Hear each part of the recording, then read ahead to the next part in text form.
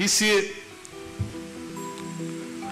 انسان دوستی ما یعنی محبت انسان پرورانه ما کاهش یافته است. عشق ما در چی؟ عشق ما در پول، عشق ما در ماشین، عشق ما در خانه و وای کردن. مهر و محبت انسانی نیست.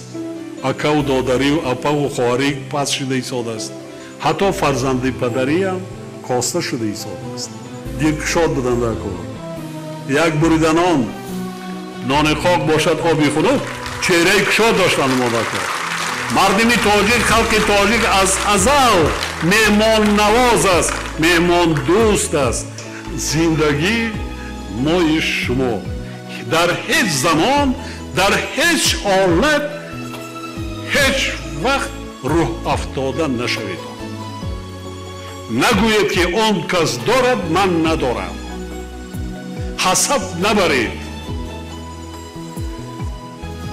صحت سلامت باشید.